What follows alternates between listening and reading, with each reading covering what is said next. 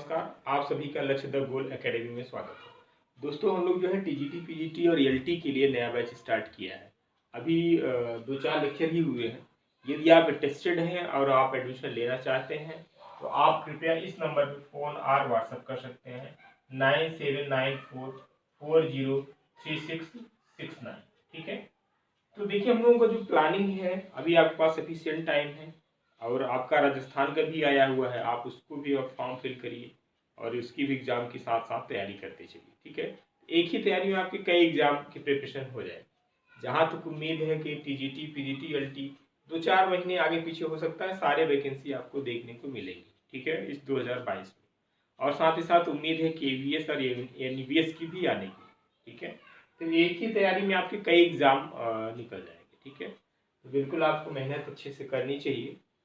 और देखिए हमारा जो प्लानिंग है ये है कि भाई हम लोग किसी भी टॉपिक को स्टार्ट करते हैं बिल्कुल बेसिक लेवल से। ठीक है, अब हमारे साथ कुछ बच्चे ऐसे भी जुड़े हैं जिनका टीजीटी पीजीटी में सपोज करो, जिनका पीजीटी था उनका रिटन हो गया था, है ना, इंटरव्यू में उनका सिलेक्शन रुक गया है।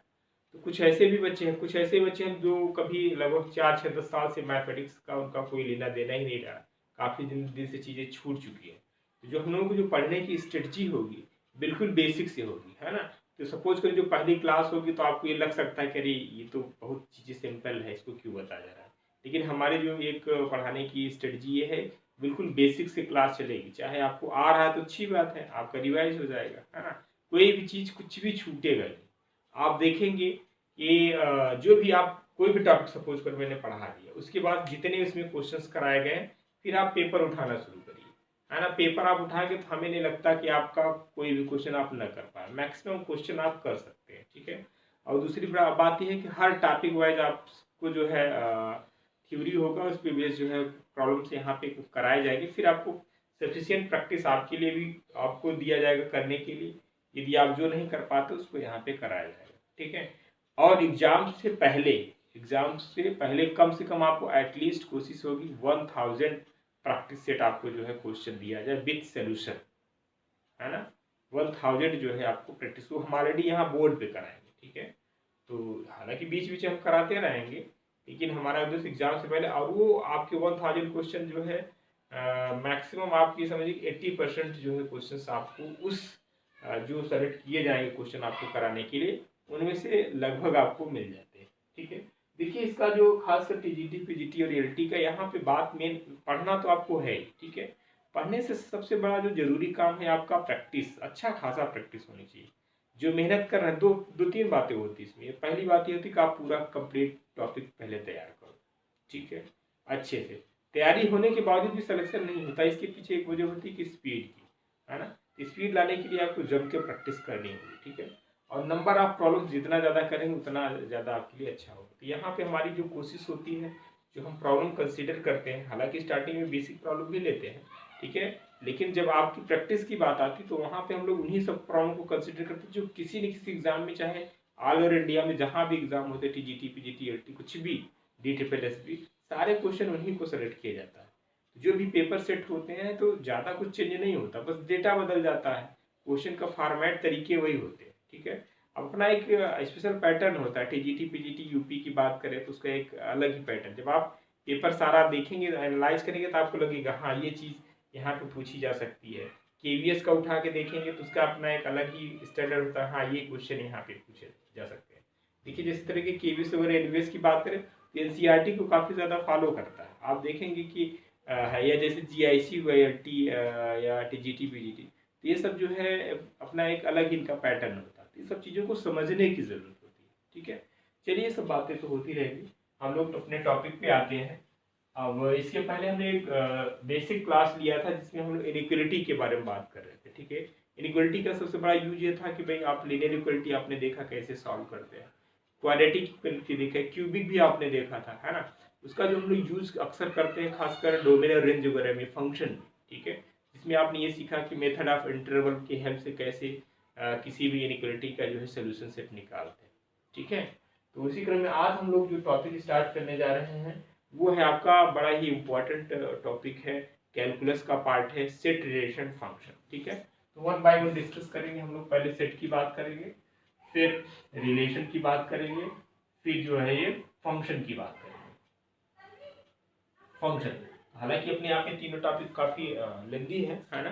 तो हम लोगों का जो स्टार्टिंग में सेट की बात करेंगे, फिर रिलेशन, फंक्शन, क्योंकि अभी जो हमने पढ़ा है बेसिक क्लास में उसका इन सब में यूज है, तो अभी आपके माइंड में वो चीजें हैं, है ना। इसको करना थोड़ा आसान होगा और अपने आप में इम्पोर्टेंट टॉपिक भी है। ऐसा कोई भी पेपर नहीं होगा जिसमें इन सब टॉपिक से क्वेश्चन न पूछे जाए, और अच्छे खासे क्वेश्चन पूछे जाते हैं, ठीक है।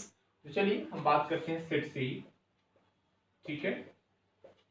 अब सेट होता क्या, ये सब चीज सभी लोग जानते हैं, लेकिन फिर भी हम चीजों को जल्दी से रिकॉल करेंगे, है ना। तो आप देखते चलिए, यदि आपको चीजें समझ में आ रही हैं तो अच्छी बात है, नहीं आ रही तो आप बिल्कुल कमेंट्स कर सकते हैं ये चीजें हमें क्लियर नहीं है, तो इसको जो है क्लियर किया जाएगा, ठीक है।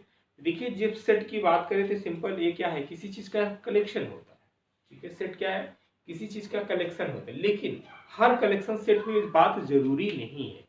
हर कलेक्शन सेट हो ये बात जरूरी नहीं है।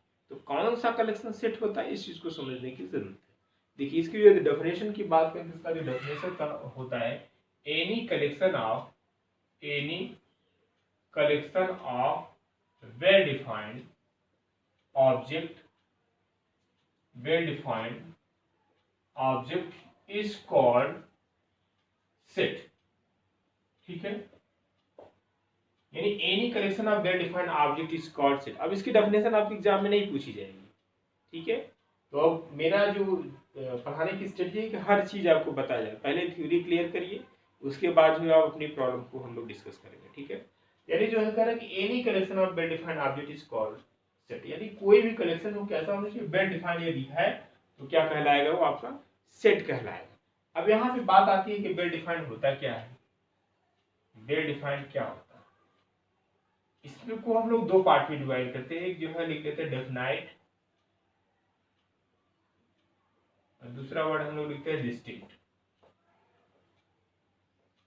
ठीक है। यानी किसी भी कलेक्शन को यदि वेल डिफाइंड होना है तो उसको दो चीज को फॉलो करना होगा। पहला ये कि उसको डेफिनाइट होना पड़ेगा। डेफिनाइट का सेंस यहाँ पे ये समझ लीजिए कि मान लीजिए हम कोई भी क्वेश्चन आपसे पुटअप करते पूछते हैं, उसका जो हमें जवाब मिले यानी यूनिक मिले। सपोज करो किसी एक बंदे से हमने पूछा वही सेम क्वेश्चन, तो उसका हमें कुछ जवाब दिया, दूसरे बंदे से पूछा तो कुछ अलग जवाब दे दिया, वो चीजें डेफिनाइट नहीं होती, है ना। यानी वेरिएशन नहीं होना चाहिए। इसका मतलब हुआ collection should not vary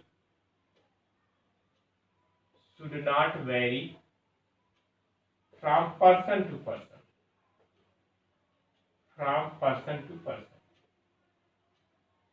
ठीक। यानी जो कलेक्शन जो भी बन रहा है वो क्या करना, वेरी नहीं करना चाहिए फ्रॉम पर्सन टू पर्सन। पता चला हम कोई बात आपसे पूछे, किसी एक स्टूडेंट से पूछे तो कुछ और बता रहा, किसी थर्ड पर्सन से पूछे तो कुछ और बता रहा। फॉर एग्जाम्पल देख लो, जैसे मैं ये कर दूं, भाई यही कहते collection of good books on mathematics, ठीक है। एग्जाम्पल है, जैसे सपोज करो collection of good books on mathematics,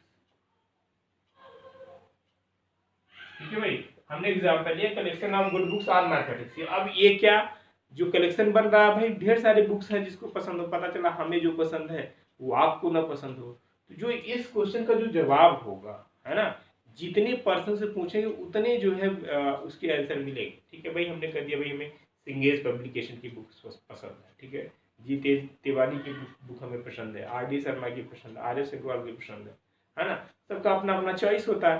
तो जितने पर्सन हम ये क्वेश्चन पूछेंगे, है ना, सबका जवाब क्या होगा, बदलता रहेगा, ठीक है। यानी यहाँ पे जो कलेक्शन बन रहा है ना, वो क्या कर रहा है, पर्सन टू पर्सन क्या कर रहा है, वेरी कर रहा है, इसलिए डेफिनाइट नहीं हुआ, है ना। दूसरा एग्जांपल मैं इसी में दे दूं आपसे, पूछूं भाई collection of vowel in the English alphabet,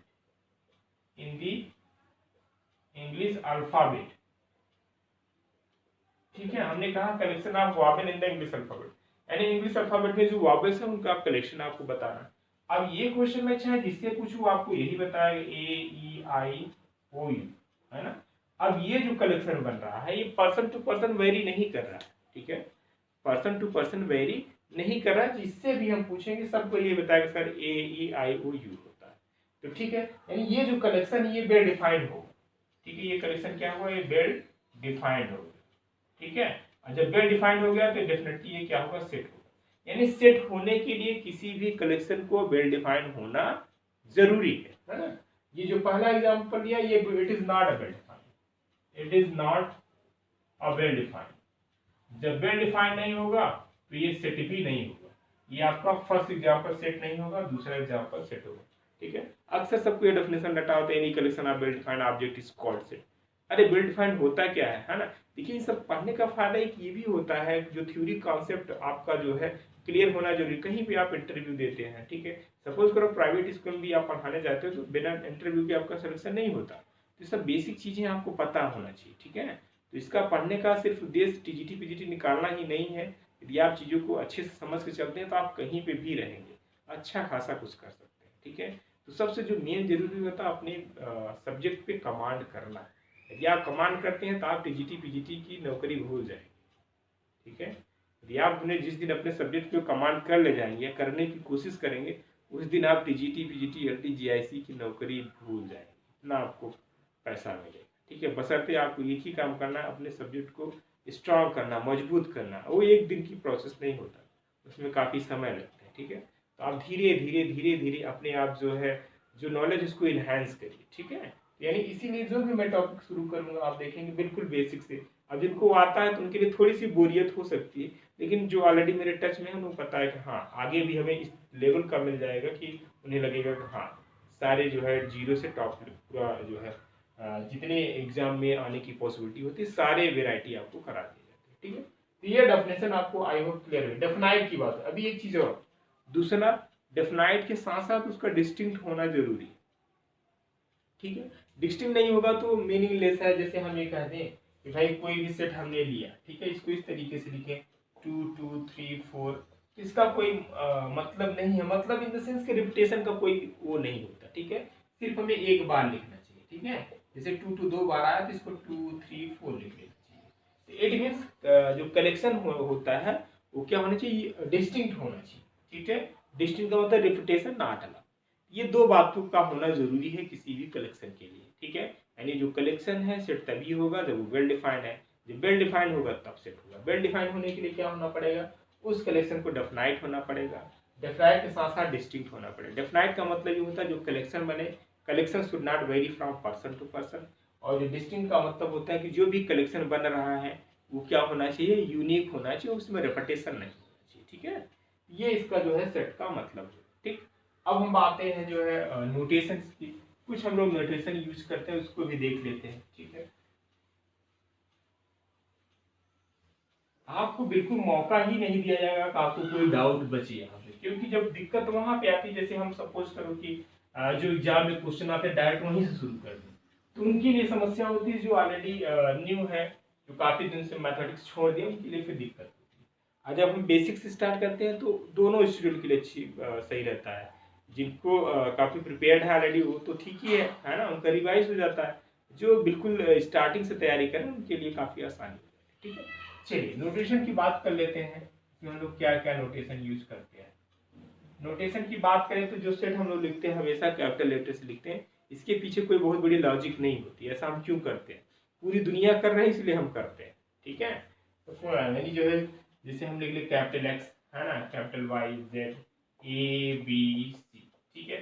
simple से नोटेशन का मतलब होता है कि भाई वो चीज उसी नाम से जाना जाएगा, ठीक है। जैसे हम ये कहें कि भाई टाइम है, टाइम को हम लोग किससे रिप्रेजेंट करते हैं, टी से रिप्रेजेंट करते हैं। पावर को किससे रिप्रेजेंट करते हैं, पी से रिप्रेजेंट करते हैं। अब टाइम को आप क्यू से रिप्रेजेंट बिल्कुल कर सकते हो, लेकिन आपको लिखना पड़ेगा ना वहां पे भाई हम टाइम को टी से नहीं क्यू से रिप्रेजेंट कर रहा है। कोई आपका हाथ पकड़ने नहीं आएगा, ठीक है। भाई पावर को हम पी से नहीं टी से रिप्रेजेंट करते, कोई दिक्कत नहीं, कर सकते हो, है ना। तो कुछ चीजें जो है एज यूजुअल नोटेशन होती है, उसकी जो है नोटेशन फिक्स होती है, उसको उसी नोटेशन में इसलिए लिखा जाता है कि भाई उसी तरीके से जाना जाता है, ठीक है। तो आप सपोज करो आपको फिर पूरा मेंशन करना पड़ेगा भाई हम टाइम को टी से नहीं हम क्यू से रिप्रेजेंट कर रहे हैं। तो एग्जामिनर होगा भैया जहाँ टी होगा वो क्यू समझने की कोशिश करेगा, है ना। तो लोग उसी चीज को फॉलो करते हैं जो ऑलरेडी स्ट्रेट फॉरवर्ड होती है, ठीक है। तो इसलिए जो नोटेशंस हैं इसके सेट के लिखने के कैपिटल लेटर से लिखते हैं। स्मॉल लेटर से लिखते आपको कोई हाथ थोड़ी ना काट लेगा, या कोई इसके इसमें कॉन्सेप्ट में कोई चेंज आ जाएगा, कुछ नहीं आएगा। लेकिन हाँ अंडरस्टूड है कि आप लिखते हैं तो चीजें दिखती है, हाँ भाई आप सेट की बात कर रहे हो, है ना।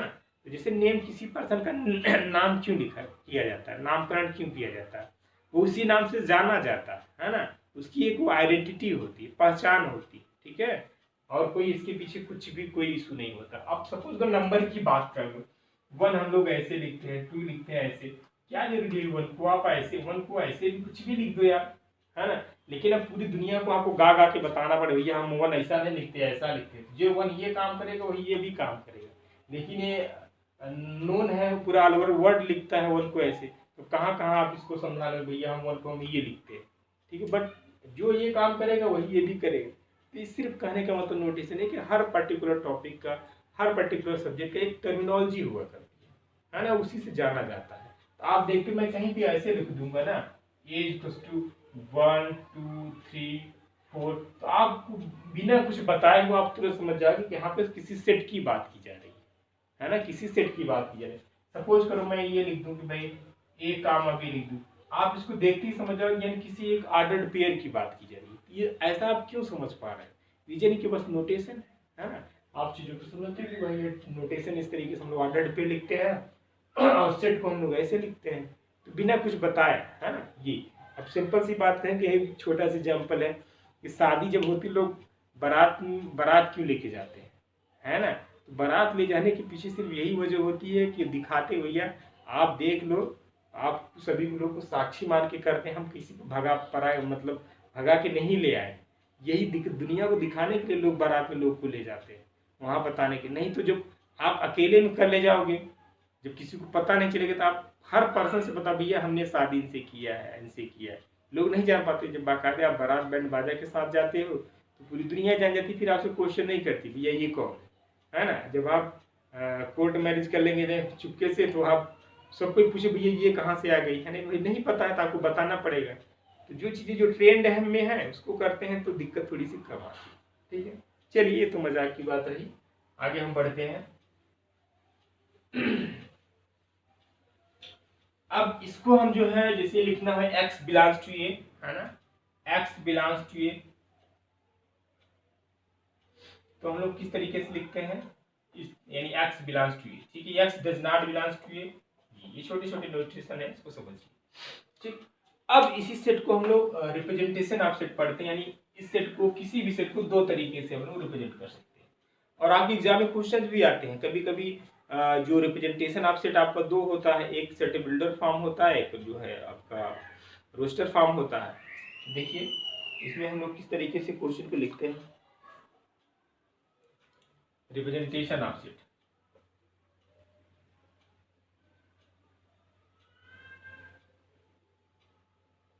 There are two ways to represent the set. First is roster form.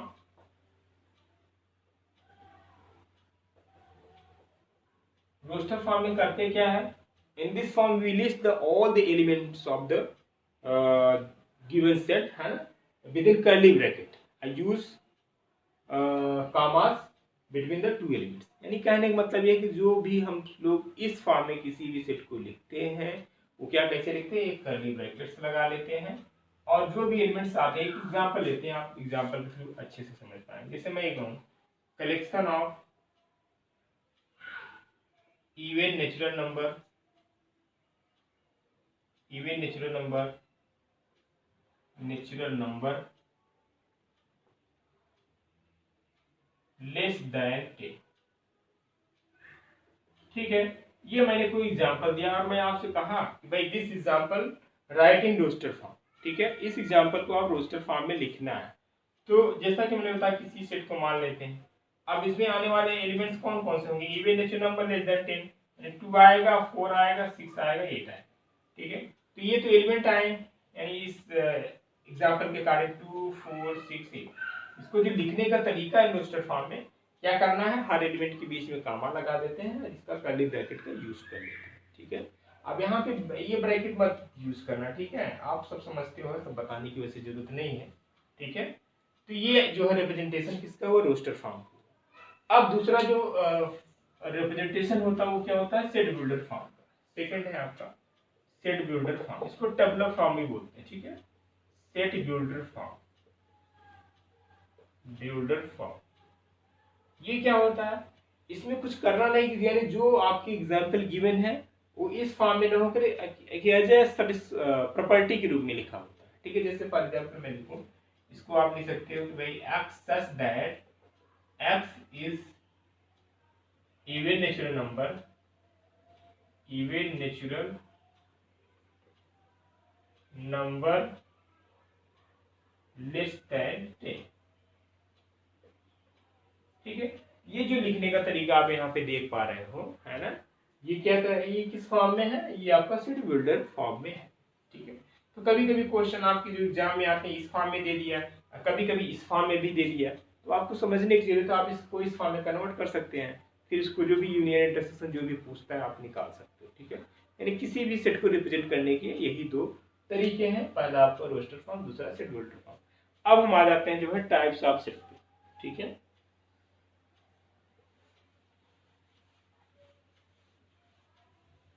इन सब चीजों में कुछ है नहीं, सिंपल सिंपल है, जल्दी से आप देखते चलो। और इससे भी क्वेश्चन हमेशा, चाहे टीईटी पीजी 2 से 4 क्वेश्चन हर साल जो है सेट थ्योरी से ही आ जाते हैं। ठीक है, तो नेक्स्ट है आपका types of set. Types of set, first हम बात करते हैं इम्पटी सेट की। इम्पटी सेट नाम से क्लियर है, a set which has no elements. ठीक है, a set which has no elements, तो इट मींस जैसे for example and it is denoted bye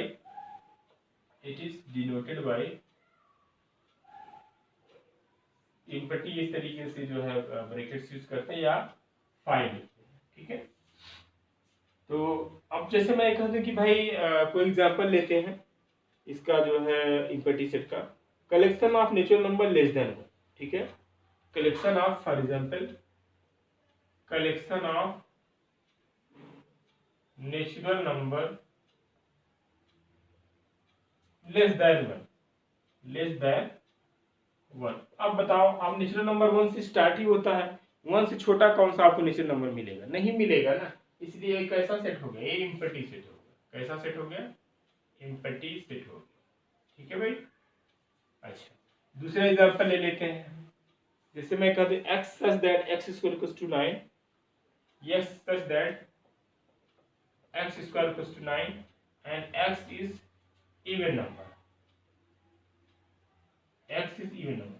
अब यहाँ पे जरा देखो, x such that x square equals to क्या है, 9 है, जब x square equals to 9 है तो x equals to क्या मिलेगा, प्लस माइनस 3 मिलेगा ना, 3 क्या ऑड नंबर है, यहाँ पे क्या कह रहा है, x is even number, जो कि पॉसिबल नहीं है ना, इसलिए ये भी क्या हो गया, इम्पटी सेट हो गया। तो ये चीजें जो है क्या है, किसके एग्जांपल है, इम्पटी सेट के एग्जांपल। नेक्स्ट हम बात कर लेते हैं सिंगलटन सेट की। सिंगलटन सेट क्या है, बस चीजों को देखते चलिए, सब आपको पता है, छोटे छोटे डेफिनेशन है, और जो भी साथ में मेरे जुड़े हुए हैं आप लोग प्लीज खुद की नोट्स जरूर बनाएं। हालांकि जो मैं यहाँ पे क्लास में दे रहा हूँ उसी को आपको लिखना है, वो आपके लिए एक प्रॉपर वे में एक अच्छी सी नोट्स बनेगी और अच्छा खासा जो है एग्जाम टाइम में काफी यूजफुल हो। अब एग्जाम टाइम आप वीडियो थोड़ी ना देखेंगे, ठीक है, तो बेहतर ये होगा जो चीजें पढ़ाया जाए पर डे का पर डे आप साथ साथ अपना नोट्स भी बनाते चलिए। ठीक है, तो नेक्स्ट टाइप्स ऑफ सेट की बात करें, सिंगलटन सेट, ये भी बिल्कुल नाम से क्लियर है ना, जथा नाम तथा गुण। तो सिंगलटन सेट यानी a set that contains only one elements. ठीक है, that is singleton set. For example जैसे मैं कहूँ 1, ठीक है, ये सब किसके एग्जांपल है, 0, ये भी सिंगलटन सेट है, ध्यान रखना, 0 का मतलब ये नहीं कि भाई इम्पटी हो गया, इसमें 0 तो एक एलिमेंट है ही ना, इसलिए एक ऐसा किसका एग्जांपल है, सिंगलटन सेट का। नेक्स्ट हम बात कर लेते हैं जो है फाइनाइट सेट। नेक्स्ट आपका जो है फाइनाइट सेट। फाइनाइट सेट का मतलब ये भी बिल्कुल नाम से क्लियर है, any set that contains number of element is countable या लिमिटेड। ठीक है, for example 1 2 3 up to 10, infinite set.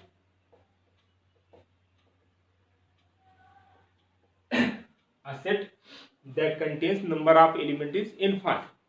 For example,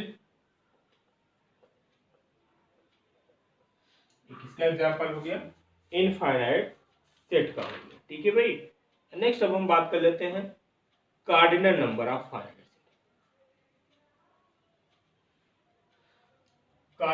cardinal number of finite set.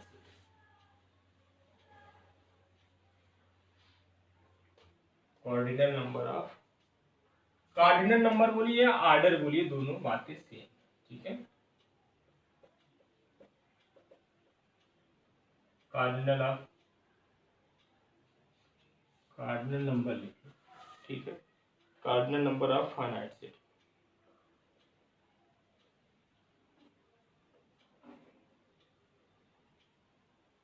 अब इनफाइनाइट सेट का हम कार्डिनल नंबर नहीं बता सकते, है ना। अब कार्डिनल नंबर होता क्या है कि number of different elements in the given set is called cardinal number of finite set या ऑर्डर ऑफ फाइनाइट सेट, ठीक है। यानी जो सेट गिवन है उसमें कितने एलिमेंट्स हैं वही क्या होता है, उस सेट का ऑर्डर होता है या कार्डिनल नंबर होता है, ठीक है। नंबर ऑफ का डेफिनेशन लिखना चाहो तो लिख दो, number of different element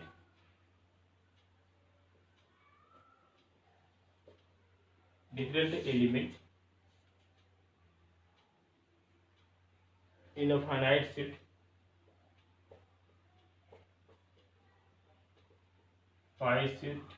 A is called the cardinal number of A, is called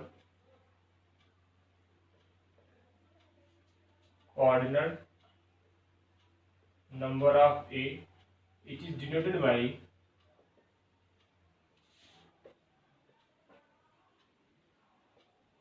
order of A या एन ऑफ ए, इस तरीके से हम लोग लिखते हैं, ठीक है। ऑर्डर ऑफ ए या एन ऑफ ए, इसको हम लोग क्या बोलते हैं, कार्डिनल नंबर बोलते हैं, ठीक है।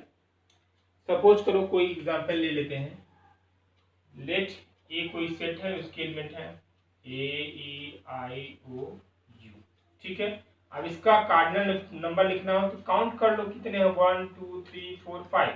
इस सेट का कितना कार्डिनल नंबर हो जाएगा, 5। इसी को एन ऑफ ए भी बोलते हैं हम लोग, इसको क्या लिखेंगे, 5, ठीक है।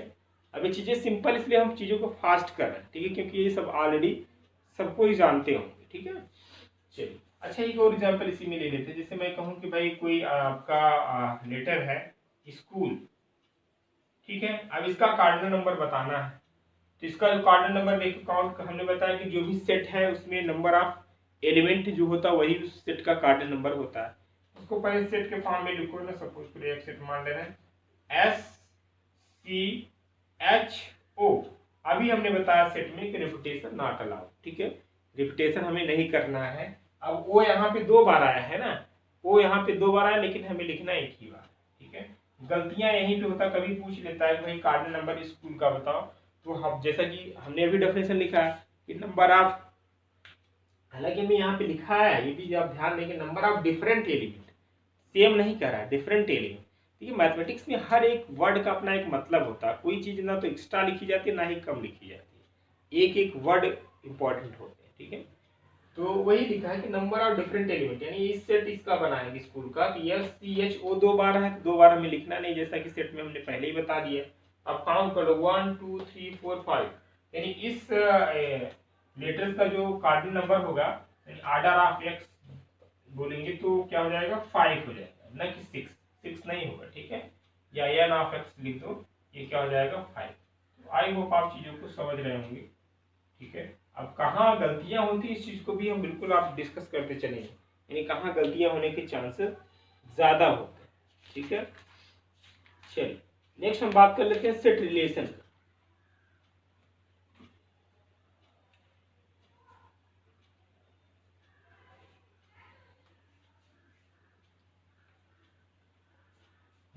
नेक्स्ट आपका डेफिनेशन है सेट रिलेशन।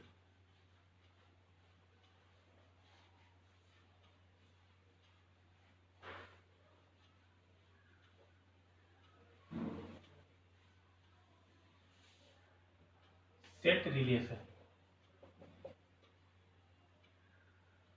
सेट रिलेशन में पहला आपका है इक्वल सेट। अब रिलेशन हमेशा किसी दो के बीच में ही बनेगा, तो यहाँ पे भी इक्वल सेट होगा तो कोई ना कोई 2 सेट रहा होगा। तो सपोज करिए एक सेट आपका ए है, दूसरा सेट बी है, ये दोनों इक्वल तभी होते हैं जब ए के सारे एलिमेंट क्या हो, बी में बी हो, बी के सारे एलिमेंट ए में हो। ये तभी पॉसिबल होता है जब आपका क्या हो, ए सबसेट बी हो और बी ये सबसेट ऑफ ए हो। इस केस में ए इक्वल टू बी होता है। ठीक है, यानी ए के जितने भी एलिमेंट हैं बी में होने चाहिए और बी के जितने भी एलिमेंट हैं सॉरी ए में होगा, तब हमेशा दोनों सेट क्या कहलाएंगे, इक्वल सेट कहलाएंगे। ठीक है, it means two sets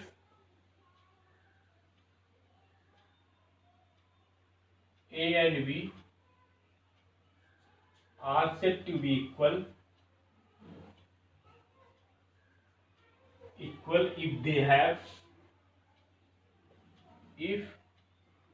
have exactly same element। Exactly क्या होने चाहिए, सेम एलिमेंट होने चाहिए। उस केस में हम लिखेंगे A equal to B. For example जैसे मैं लिख दूँ कोई सेट ए है, उसके एलिमेंट आपको -3, -2, -1, 0, 1, 2, 3। ठीक है, दूसरा कोई सेट ले रहे हैं बी, दूसरा सेट आपका है X such that X square X belongs to I and X square is less than 10। ये दूसरा सेट है। अब देखिए ये वाला सेट दोनों में जो है अभी हमने इसीलिए बताया था भाई, जो रिप्रेजेंटेशन ऑफ सेट दो टाइप्स होते हैं, पहला रोस्टर फॉर्म, दूसरा शेड्यूल बिल्डर फॉर्म। अब जो पहला वाला देखिए एग्जांपल दिया है रोस्टर फॉर्म में दिया है, और दूसरा वाला एग्जांपल जो दिया है किस फॉर्म में है, सेट बिल्डर फॉर्म में। इसको आपको रोस्टर फॉर्म में कन्वर्ट करना पड़ेगा, तभी आप बता पाओगे इक्वल सेट है कि नहीं। अब बी जो सेट दिया है, कहते हैं X such that X belongs to I, I mean set of integer, है ना। और कैसा होगा कि जो एक्स स्क्वायर की वैल्यू हो 10 से छोटी हो। ठीक है, 10 से क्या होनी चाहिए, छोटी होनी चाहिए। और तो इसका इसमें आने वाले जो एलिमेंट्स होंगे वो क्या हो सकते हैं।